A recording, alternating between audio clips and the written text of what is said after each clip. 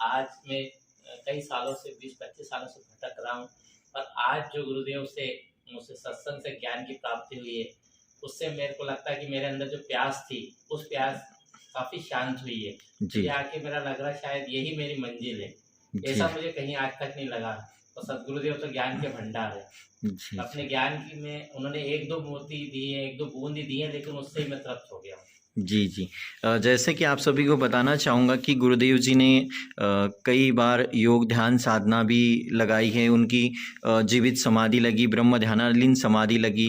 3 माह 13 दिनों तक, 8 दिनों की, 5 दिनों की और 3 दिवसीय अभी बैतूल में भी समाधि होने वाली है। तो इतने शांत स्वरूप में सद्गुरु महाराज जी से आशीर्वाद प्राप्त करते भक्त तो इस दरबार तक हर कोई भक्त भी नहीं पहुँच पाता है। क्योंकि पहुंचने के लिए तो बहुत दूर दूर तक विदेश तक चला जाता है, लेकिन जो आत्मज्ञान की शांति मिलना चाहिए वो नहीं प्राप्त हो पाती। तो मैं गुरुदेव जी से भी कहूँगा कि इन भक्तों के बारे में थोड़ा सा 2 शब्द बताए जो आप तक पहुंच पाते, इतना बड़ा अमूल्य दिव्य सत्संग इनको प्राप्त होता है भगवान। क्या होता है, आवत यही सर अति कठिनाई। जी, जैसे भले ही वो गांव की गंदी तलैया में नहा लेंगे, जी, कभी लोग कहाँ नहाते हैं? जी भगवान, वही शहर ना। की गंदी नाली में ही नहाते हैं साहब। जी, जी, लेकिन हंस हंस मानसरोवर में स्नान करने और भोजन करने, मोती चुगने वही जाता है मानसरोवर में। जी, बस कुसंगी और सत्संगी का इतना ही फर्क है, जी, क्योंकि वो मानसरोवर में सभी नहा भी नहीं सकते। बड़े बड़े दूर से लाखों करोड़ों रुपए खर्च करके जाते हैं लोग देश और जी, विदेशों से, जी लेकिन भगवान। वो इतना ठंडा है कि उसमें नहीं नहाते। थोड़ा सा ऐसे लकड़ी डुबो लेंगे, ये कपड़ा डुबो करके ऐसा मानसरोवर में और जी, ऐसा अपने ऊपर खींच लेते हैं। तेरी माया तू ही जाना भगवान, हम तो आ गए, इतना ही सब कुछ है। जी भगवान। तो इसी प्रकार ठंड लगती है। और संत सदगुरु का जो वचन है आगी के तिलगे के समान है, जी चक्कर भगवान। नहीं लगता है। क्योंकि हम जो दुर्गुण, जी, दुर्व्यसन, दुराचार, जी, ये आचार विचार को खो करके हम इसमें लगे हुए हैं, इसके उल्टा गुरु ज्ञान देता है। जी, तो उनको बुरी लगती, छोड़ नहीं सकते वो। जी, यदि छोड़ दे तो फिर क्या है कि बस वो डूबेंगे नहीं, ऊपर जाएंगे। जी भगवान।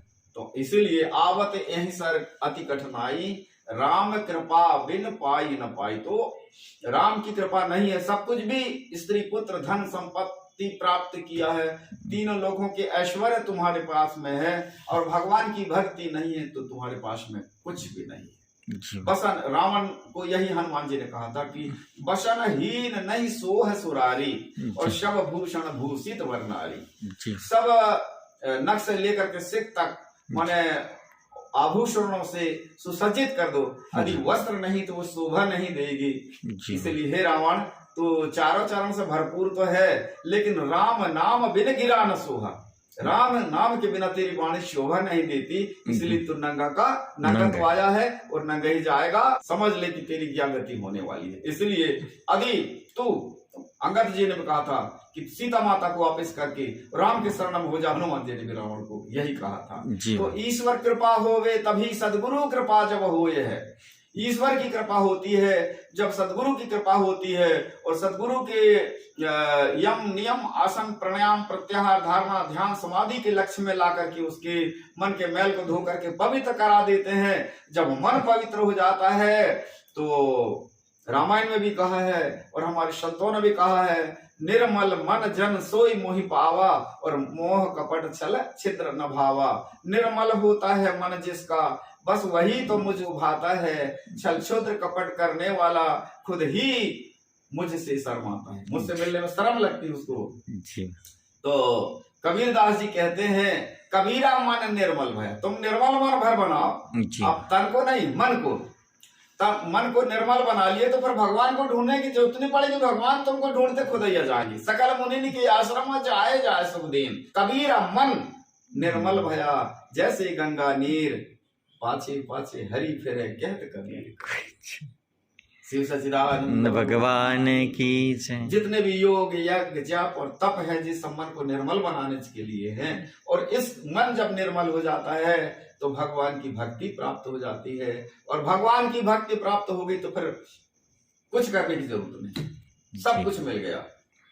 भगवान राम जब शिवरी को प्रसन्न होकर के कहते हैं कि देवी मैं तुम्हारे ऊपर बहुत प्रसन्न हूँ, वर मांगो, कुछ भी वर मांगो।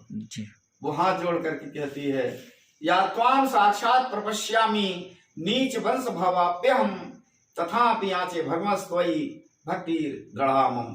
भगवान, मैं अत्यंत नीच कुल में जन्म होने पर भी साक्षात आपका दर्शन कर रही हूँ। जिस सामने खड़े हुए हजारों लाखों मुनि महात्माओं को भी जो दुर्लभ है वो मुझे प्राप्त हो गया। इससे जब बढ़कर मैं कुछ नहीं चाहती। यदि आप देना ही चाहते हैं तो मुझे आपके चरण कमलों की भक्ति दीजिए।